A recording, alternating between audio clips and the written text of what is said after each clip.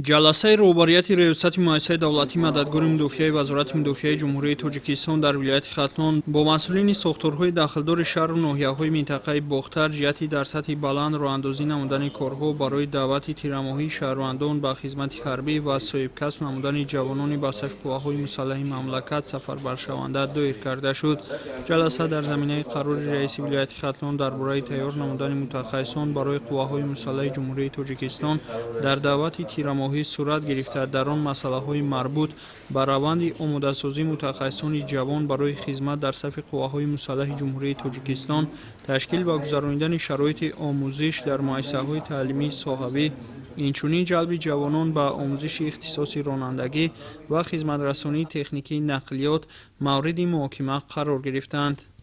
ҳамзамон дар ҷараёни ҷаласа ҳолати кунунии муассисаҳои давлатии мададгори мудофиа аз ҷумла шароити таълимӣ, таъмири синфхонаҳо, таҷҳизоти лабораторӣ ва воситаҳои нақлиётии таълимӣ мавриди таҳлилу баррасӣ қарор гирифт.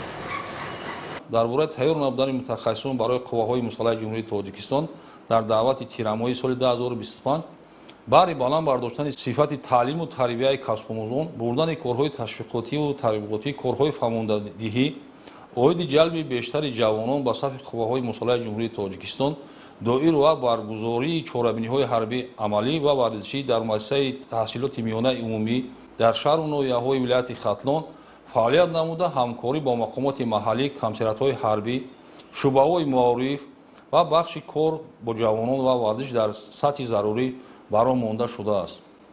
барои даъвати тирамоҳии соли 2025 дастсохторҳои таркибӣ барои гузарондани дарсҳои назаравӣ ва амалӣ ба касбомӯзони гурӯҳҳои махсус, синфхонаҳо, воситаҳои нақлиёти таълимӣ омода буда, инчунин дар ин ҷода омӯзгорони пуртаҷриба барои баргузории дарсҳои назаравӣ ва амалӣ ҷалб карда шудааст.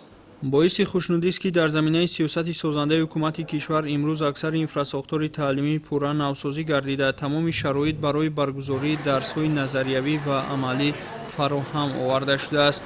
бо ибтикори роҳбарияти раёсати муассисаи давлатии мададгори мудофиаи вазорати мудофиаи ҷумҳурияи Тоҷикистон дар вилояти Хатлон ва дастгирии мақомоти маҳаллӣ то имрӯз қисмати зиёди синфхонаҳои таълимӣ пурра аз таъмир бароварда шуданд.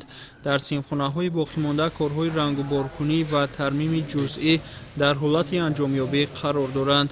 ин тадбирҳо бо ҳадафи фароҳам овардани фазои беҳтари таълимӣ ва ташкили шароити мусоиди омӯзиш барои касбомӯзон роҳандозӣ гардидааст.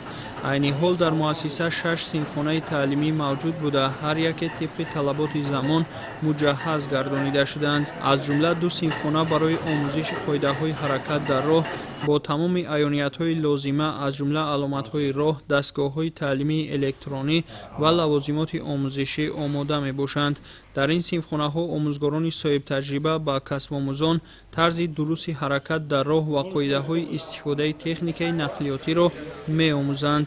4 синфхона ва лабораторияи махсус, ки бо сохтори муҳаррик ва қисмҳои асосии автомобил муҷаҳҳаз гардонида шуданд, барои омӯзиши амалӣ равона гардидааст. ин ҷузъи таълим имконият медиҳад ки касбомӯзон на танҳо шаҳодатномаи ронандагиро ба даст доранд, балки дар мавриди зарурӣ қисмҳои автомобилро шинохта ба таъмири он иқдом кунанд.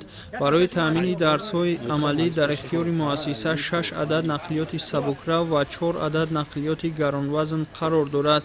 ин воситаҳо барои баргузории машғулиятҳои амалӣ ва баланд бардоштани таҷрибаи тахассусии касбомӯзон истифода мешаванд. ҷумъахон бобохонзода, Далери Шариф, Намузали Эргаш, шаҳри Бохтар. ахбор.